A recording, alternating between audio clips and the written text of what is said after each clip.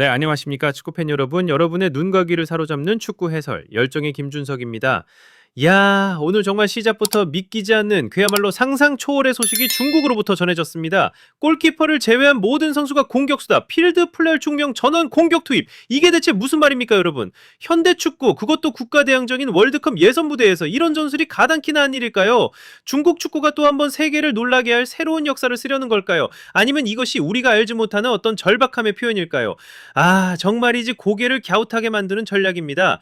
오늘 저 김준석이 이 기상천외한 중국 자, 그렇다면 오늘 저희가 집중적으로 파헤쳐볼 사건의 발단, 그 도화선은 과연 무엇일까요? 바로 코앞으로 성큼 다가온 중국 축구대표팀의 운명이 걸린 한판 승부, 2026 북중미 월드컵 아시아 지역 3차 예선 인도네시아 원정 경기입니다. 네, 날짜는 바로 오는 5일, 시간은 현지 시각 밤 10시 45분으로 예정돼 있고요. 장소는 그 이름만으로도 열기가 느껴지는 인도네시아 자카르타의 심장, 갤로라 붕카르노 스타디움입니다. 수만 명의 인도네시아 홈팬들이 내뿜는 엄청난 함성과 자카르타 특유의 고온 다습한 기후까지 중국 선수들에게는 그야말로 지옥과도 같은 원정길이 될 수 있습니다. 그런데 여러분, 이 경기가 왜 이토록 중요하냐고요? 단순히 승점 3점이 걸린 평범한 한 경기가 절대 아닙니다. 수많은 언론과 팬들은 이 경기를 가리켜 단두대 매치라고 부르고 있습니다. 목숨을 건 승부, 지면 모든 것이 끝장나는 그야말로 벼랑 끝에서 펼쳐지는 혈투라는 의미죠. 자, 화면에 현재 C조의 암울한 성적표가 나오고 있습니다. 똑똑히 확인해 보시죠. 중국, 월드컵을 그토록 염원하는 그들이지만 8경기를 치른 현재까지 거둔 성적은 처참합니다. 단 2승. 그리고 무려 6번의 패배. 승점은 고작 6점에 불과합니다. 아니, 월드컵 본선 진출을 목표로 하는 팀이 어떻게 8경기에서 6번이나 질 수가 있단 말입니까? 정말이지 납득하기 어려운 성적표입니다.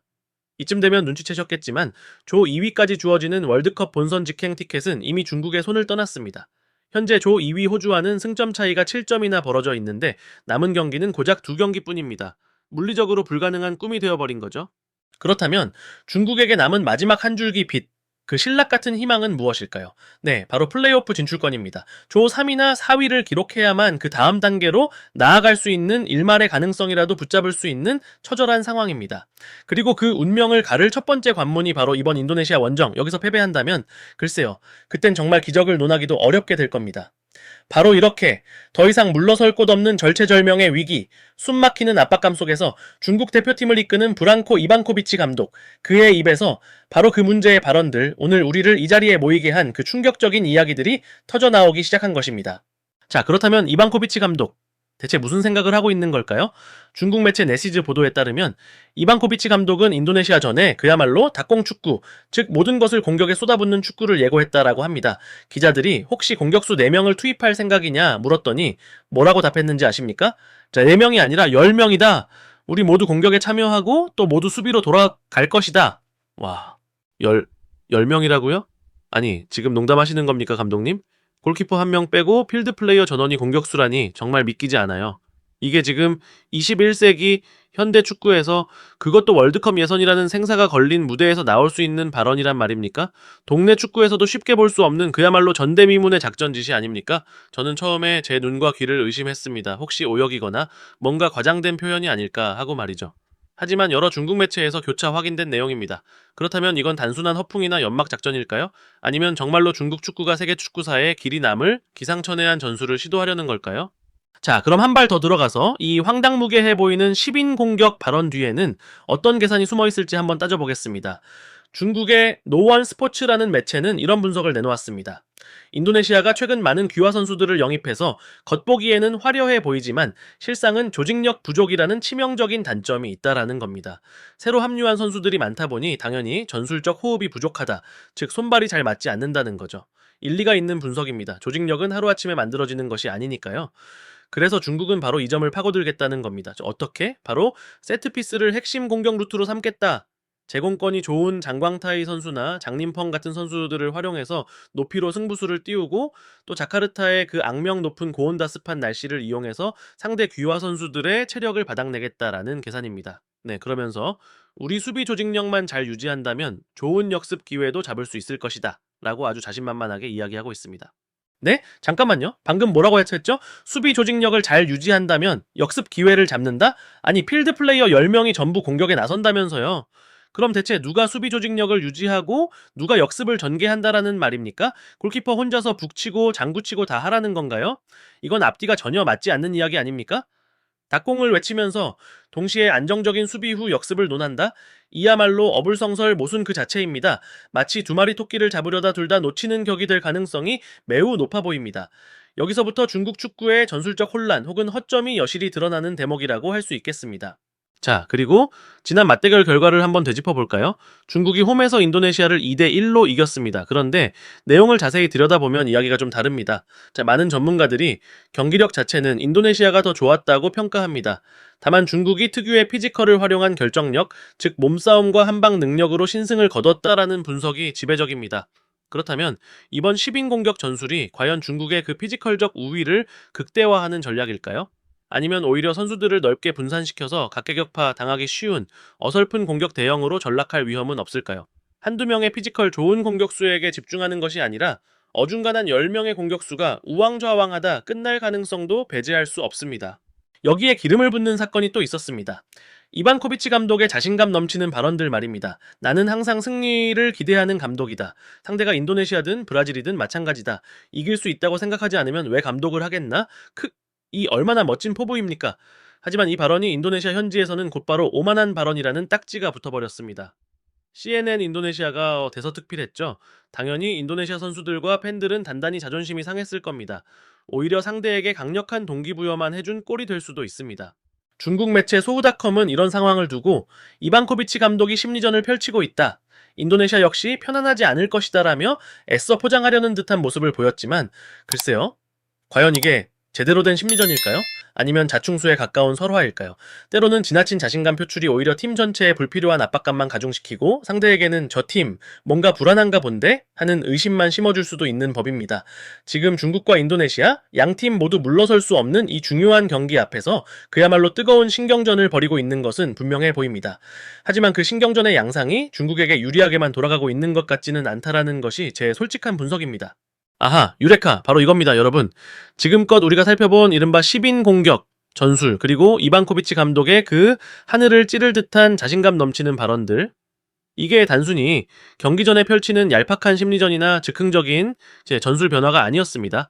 여기에는 중국 축구가 현재 처한 상황, 어쩌면 조금은 냉혹하게 들릴지 모르겠지만 그들의 민낯을 적나라하게 보여주는 핵심적인 문제가 숨겨져 있었던 겁니다. 그것은 바로 혁신이라는 그럴싸한 포장지로 감추려 했던 처절한 전술적 한계입니다. 맞습니다. 여러 가지 방법을 시도해봤지만 결과는 번번이 실패, 조 최하위의 6패라는 성적표, 목을 조여오는 엄청난 성적 압박감? 이런 극한 상황에 몰리면 사람들은 때때로 모 아니면 도식의 극단적인 선택을 하곤 하죠. 그리고 지금 중국 축구가 보여주는 모습이 바로 그 전형적인 예시라는 겁니다. 솔직히 까놓고 말해서 지금 중국 대표팀 손에 들린 전술적 무기가 얼마나 남아있을까요? 앞서 중국 언론들이 분석했던 것처럼 세트피스나 특정 선수들의 피지컬에 의존하는 단조로운 공격 루트, 이것이 그들이 가진 전부라면 그것이야말로 다양한 전술 변화나 유연한 경기 운영 능력에 심각한 제약이 있다라는 방증 아니겠습니까? 이런 상황에서 10인 공격이라는 충격 요법은 어쩌면 상대를 혼란에 빠뜨리거나 최소한 우리 공격력이 이렇게나 막강하다는 일종의 신기루를 만들어서 분위기 반전을 꾀하려는 고육지책일 수 있습니다. 하지만 여기서 근본적인 질문이 생깁니다. 과연 선수들이 이토록 극단적이고 비정상적인 시스템을 제대로 이해하고 소화해서 경기장에서 구현해낼 수 있을까요? 혹시 그라운드 위에 펼쳐지는 것은 조직적인 움직임이 아니라 걷잡을 수 없는 혼란 그 자체가 되지는 않을까요? 이것이 과연 계산된 승부수일지 아니면 자멸로 향하는 급행열차표를 끄는 것인지 정말 궁금해서 잠이 안 올 지경입니다. 자, 그렇다면 이반코비치 감독의 이 10인 공격이라는 파괴적일 수도 있는 전술이 만약 실제 경기에서 적용된다라면 어떤 결과가 초래될까요? 그 파장은 상상만으로도 아찔합니다. 한번 그림을 그려보시죠.